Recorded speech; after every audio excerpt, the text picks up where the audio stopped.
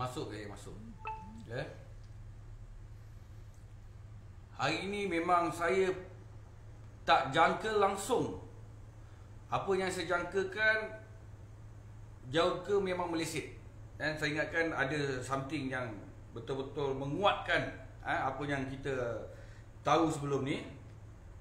Dan apabila saya berada di mahkamah tadi, saya tengok memang suasana dia tu memang membuatkan saya rasa macam saya memang tak puas hati lah, tuan-tuan dan puan-puan. Assalamualaikum warahmatullahi wabarakatuh. Salam perpaduan, salam keharmonian buat semua rakyat Malaysia. Jadi seperti mana yang kita tahu, berkenaan dengan kes majikan memukul bodyguard dia sendiri disebabkan kerana mereka ni berpuasa, maka setelah apa pihak polis dah buat semua, kertas siasatan semua dah lengkap apa semua, kan? Alamak, orang nak cakap berbunyi pelahon kau. Kan? Jadi apa yang berlaku pada pagi ni di Mahkamah Kelang, Mahkamah memutuskan untuk memberi jaminan kepada majikan tersebut atau suspek ni dengan 50,000 jumlah jaminan, dan juga seorang dia punya pembantu tu 20,000 atas kesemua pertuduhan dia lah. Yang itu yang boleh saya bagi tahu lah sekarang. Dan apa yang saya bagi tahu lagi, majikan ni tidak mengaku bersalah, tuan-tuan dan puan-puan. Tidak mengaku bersalah. Punyalah lebam kau pukul, kau suruh orang kau pukul, punyalah kau hentak kepala kau dekat dengan apa, kau hentak dengan handphone dekat kepala dia, kau sepak dia dekat public masa dekat KL, kau sepak muka dia ke depan lift. Mengaku tidak bersalah, tuan-tuan dan puan-puan. Mengaku tidak bersalah. Jadi itulah dia, tuan-tuan dan puan-puan, apa yang saya nak bagi tahu kat sini. Tolong share. Kali ni saya minta korang tolong share apa yang saya nak cakap kat sini, tuan-tuan dan puan-puan. Biar semua rakyat Malaysia tahu yang kita sekarang ni kena ada perubahan dari segi undang-undang, tuan-tuan dan puan-puan. Perubahan yang kita mahukan dari segi undang-undang. Undang-undang kita lemah. Kita kena gubal, kita kena wujudkan akta baru sebelum perkara-perkara yang tadi ini berlaku dan terus berlaku macam ni. Dan yang terananya adalah budak-budak ni, tuan-tuan dan puan, bangsa ni mengaku tidak bersalah dan diberikan jaminan. Kerana apa? Undang-undang kita lemah. Pukul satu hal dan menghina lagi tu satu hal. Sebelum tu saya nak bagi tahu, ini adalah kes yang melibatkan individu. Kita jangan babitkan bangsa-bangsa lain. Kita serang cukup-cukup majikan dia ni, cukup, tuan-tuan. Individu ni, apa tak nama dia aku tak tahu. Betul, dia hina agama kita, dia hina kalimah Allah kita, tetapi kita tak boleh biarkan macam ni. Memang betul, tuan-tuan, semua orang marah. Semua orang marah. Tetapi kerana apa jadi macam ni? Kerana kelemahan kerajaan yang ada dulu, sekarang lah ni pun memang lemah. Kerana apa? Banyak kali berlaku pun, tetapi tidak ada apa-apa perubahan dari segi undang-undang, tuan-tuan dan puan. Dari segi undang-undang memang tak ada apa-apa perubahan. Kita minta perkara ni daripada 2010, 11, 12, 13, banyak kali hinanya, menghina agama lain, menghina bangsa lain, tapi tak ada apa-apa perubahan, tuan-tuan dan puan. Dan sekarang boleh tengok government, kerajaan sekarang darurat. Kalau saya percaya, kalau bukan pasal darurat, mungkin perkara ini akan masuk dalam parlimen dan kemungkinan besar akan ada wujud cadangan daripada ahli parlimen yang ingin mewujudkan akta baru, menggubal undang-undang baru, tuan-tuan dan puan. Saya punya sabar tadi dekat mahkamah, tuan-tuan dan puan, dan akhirnya saya telah disuruh balik oleh salah seorang anggota dekat sana. Saya kena akur. Saya memang tunggu nak tengok face to face dengan mereka di majikan ini. Tetapi apabila saya dinasihati suruh balik, maka saya keluar. Dengan hati yang tak reda, memang saya keluar, tuan-tuan dan puan. Maka saya memang tak boleh tahan. Jadi apa yang boleh buat, inilah dia. Sekadar saya bersuara dekat sini dalam media sosial, dan saya minta kepada semua rakyat Malaysia, kita kena desak kerajaan supaya wujudkan baru akta-akta baru ni dan gubal balik undang-undang lama yang ada. Mangsa, tuan-tuan dan puan-puan, masih lagi beri keterangan, turun naik, Kepala Polis memberi keterangan. Tetapi apabila hari ini, tuan-tuan dan puan-puan, majikan ini dibenarkan diikat jamin sepanjang 50,000 di atas apa-apa pertuduhan.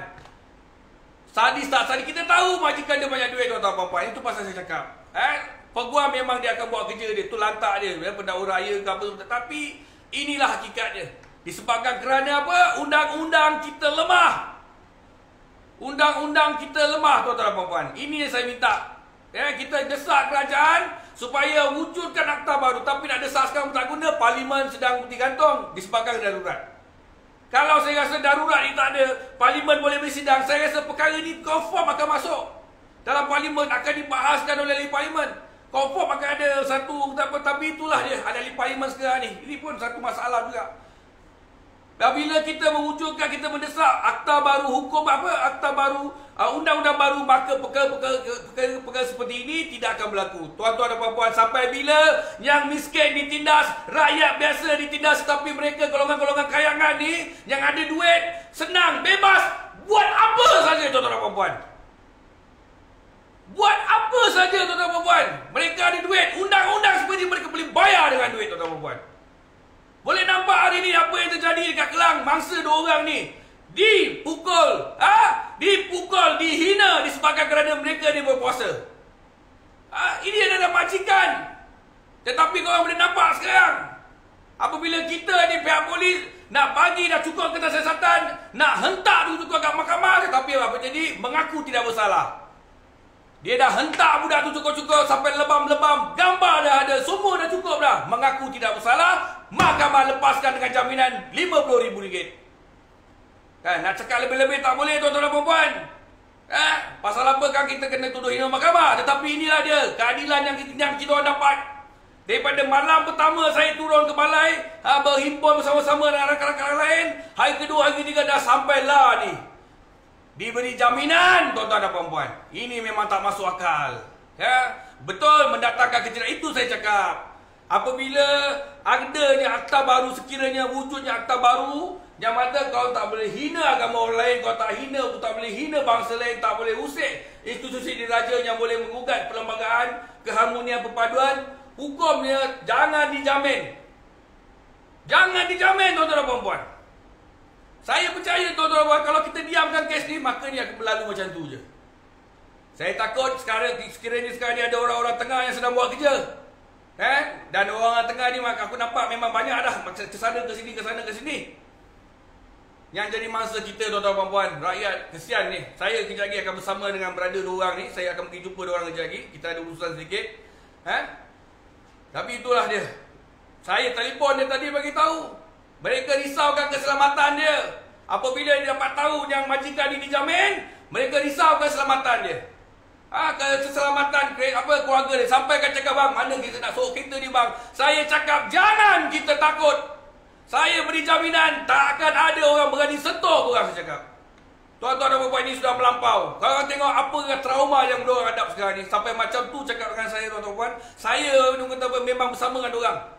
Mengadu dengan saya, kita nak suruh mana ni, bang? Kita nak suruh mana? Mereka takut. Apabila majikan dia dah keluar, dah beri jaminan, mereka takut. Saya cakap jangan risau. Pihak polis saja, pihak polis boleh pantau semua ni. Jangan cakap. Negara kita tak teruk lagi. Tetapi macam mana dengan trauma, kena pukul, tuan-tuan dan puan.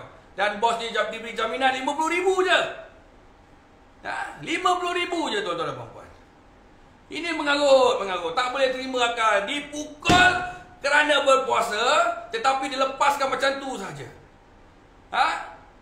Macam tu saja. Cuba kalau orang biasa, tuan-tuan dan puan, kalau kata saya lah ambil pisau, acu, aku bunuh kau, saya buat satu hukutan pada individu ni. Contoh pada sesiapa saja, adakah saya akan dilepaskan macam tu? Adakah saya akan dikenakan jaminan? Inilah dia, tuan-tuan dan puan. Kerana apa? Kerana dia duit. Cerita pun saya pun tak tahu kat mana mistake, kat mana silap ni, tuan-tuan dan puan. Inilah dia. Inilah dia, tuan-tuan dan puan. Jadi saya harapkan kepada semua rakyat Malaysia, kita kena ubah, kita kena desak kerajaan supaya wujudkan akta baru, gubal undang-undang balik. Sekarang zaman dah 2021, multimedia, media sosial apa semua macam-macam dah. Dah kena ubah dah. Dengan isu pembantu mabuknya, dengan isu penghinaan terhadap institusi diraja. Hari ni korang tengok satu gambar Permaisuri yang di Pertuan Agong. Raja Permaisuri Agong kita korang boleh nampak. Si Fawi Riza ni dihina cukup-cukup. Dia wayang-wayangkan macam tu. Dia dia main-mainkan gambar tu. Ini dah mengarut. Jadi lepas tu yang baru-baru ni kecoh dekat dekat Kuala Selangor. Yang mana kau boleh nampak yang lukisan tu bogel, perempuan bogel lukisan tu. Apa benda ni? Jadi Kalau adalah wujudnya akta atau undang-undang baru, saya percaya perkara-perkara takkan terjadi. Tidak akan ada orang berani menghina bangsa lain, menghina agama lain. Saya percaya takkan berani. Pasal dia tahu hukuman dia berat. Inilah dia tuan-tuan puan. Sampai bila kita nak biar macam ni? Saya mintalah kepada semua rakyat Malaysia yang sedang menonton live saya ni, tolong bangkit, desak kerajaan sekarang ni tuan-tuan puan. Wujudkan akta baru, wujudkan undang-undang baru tuan-tuan puan, supaya ianya tidak berlaku lagi pada masa akan datang. Sampai bila tuan-tuan puan? Apabila agama dihina, bangsa dihina, diperlekehkan macam ni, kita hanya mampu berpeluk tubuh, kita desak-desak tetapi tidak dapat. Akhirnya mereka lepas. Mereka lepas tuan-tuan puan. Dia beri jaminan. Pasal apa? Mereka ada duit. Mereka ada duit tuan-tuan puan. Bila duit macam-macam boleh ada, boleh jadi. Kita mengharapkan tu. Sekarang ni kita tunggu sama ada adakah bajikan ini dikenakan tuduhan di bawah AMLA ke apa. Kita tunggu. Kita tunggu tuan-tuan puan. Pasal apa dia disiasat sebelum ni? Disiasat, ditahan dan disiasat atas AMLA dan juga kegiatan wang haram. Kita tunggu. Tetapi berkenaan dengan mendatangkan kecederaan, menghina bangsa ni, mengeluarkan kata-kata habis yang dia cakap. Mohon maaf kepada Yang di-Pertuan Agong, lepas tu kepada rakyat Malaysia, kepada tu yang dicakap yang tangan bergari tu. Apa yang dia cakap tu? Dia minta maaf kalau kata-kata dia menyinggung perasaan. Apa boleh dia kata tu? Kan? Memang tak patutlah tuan-tuan. Saya tak boleh terima lah ni. Bila dekat mahkamah tadi memang saya nak sangat, tapi dah disuruh balik, kita kena balik lah. Kena aku. Ya, bila buat apa? Bila pilih anggota suruh kita pergilah. Tak boleh buat apa. Tak boleh tahan lah tuan-tuan, tak boleh tahan lah. Saya berharapkan semua kita kena desak, tolong ketepikan korang punya ideologi ni. Satu lagi ni, kepada pentasuk-tasuk politik ni, tolong ketepikan ideologi politik korang. Masa inilah kita bersama desak kerajaan supaya wujudkan akta baru, wujudkan undang-undang baru. Apabila parlimen bersidang ni, parlimen pun tak bersidang, undang-undang apa darurat apa semua macam mana tuan-tuan puan?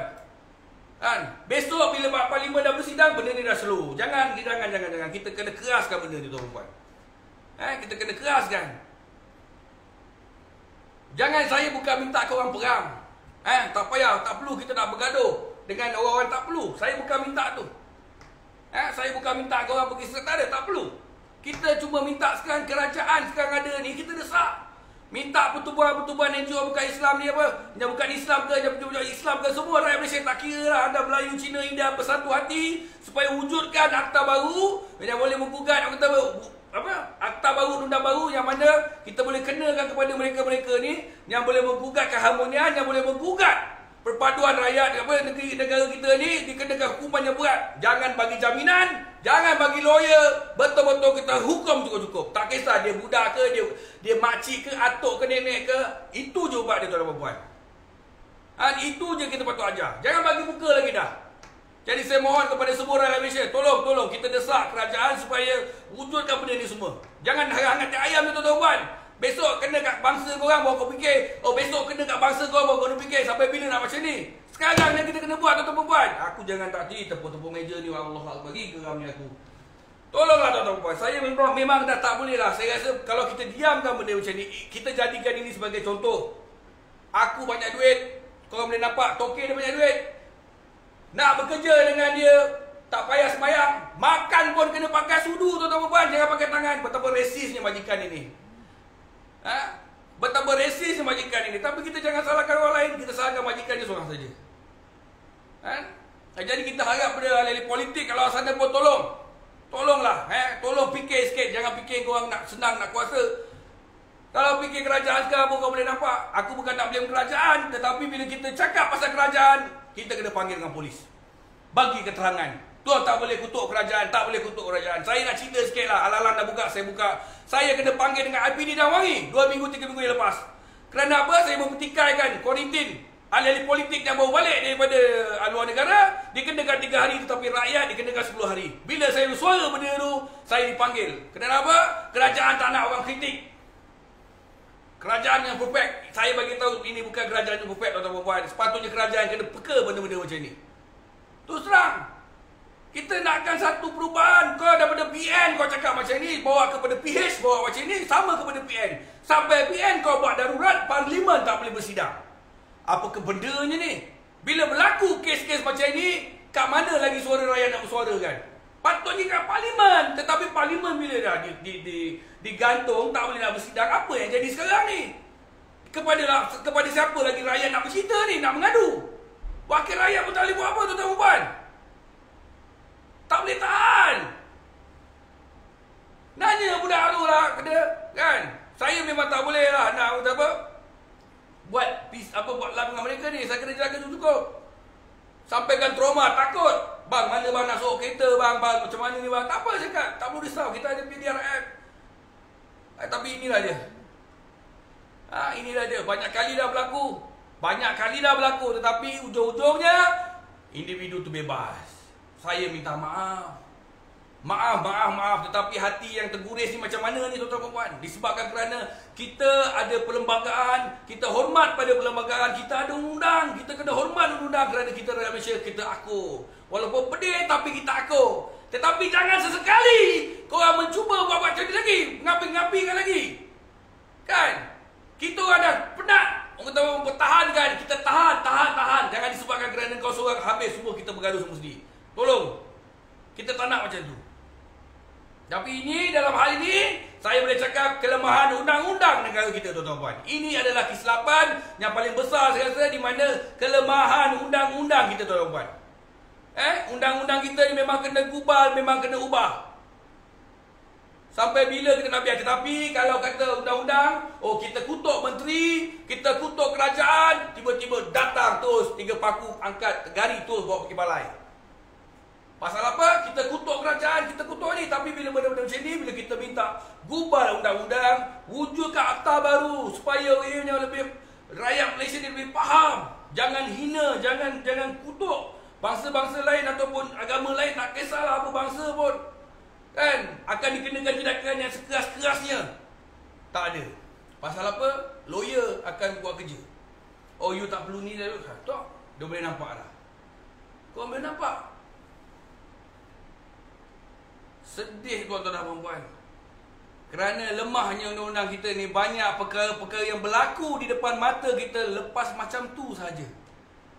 Bila kita ambil tindakan sendiri, kita membelakangkan undang-undang, tolong jangan. Kita adalah rakyat Malaysia yang patuh pada undang-undang, kita adalah menjadi contoh kepada mereka yang lain. Saya bukan nak mengajar anda buat benda tak elok, tidak, tetapi ini sebagai satu peringatan. Kita kena ikut undang-undang, tetapi apabila undang-undang kita lemah, kita tak boleh buat apa. Inilah dia. Jadi kita mohon kepada ahli-ahli parlimen, ahli-ahli politik yang luar sana, gunakanlah kuasa korang yang korang angkat sumpah untuk menjaga, untuk membawa suara rakyat. Bawalah ke parlimen. Tapi tak guna, parlimen pula kena gantung. Kena darurat, tak boleh buat apa. Kan? Tak boleh buat apa. Jadi kita minta juga pada SPRM tolong pantau kes ni. Kerana apabila ianya melibatkan high profile, melibatkan duit yang berjuta-juta masuk ni, ia akan pasti akan ada benda-benda yang kita tak jangkakan berlaku. Tolonglah tuan-tuan dan puan. Saya minta. Saya akan cuba terus.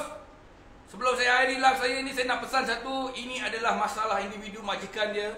Tolong jangan libatkan bangsa-bangsa yang lain. Dan saya percaya semua rakyat Malaysia tahu bahawasanya bila bulan puasa ni mereka menghormati orang-orang yang berpuasa ni.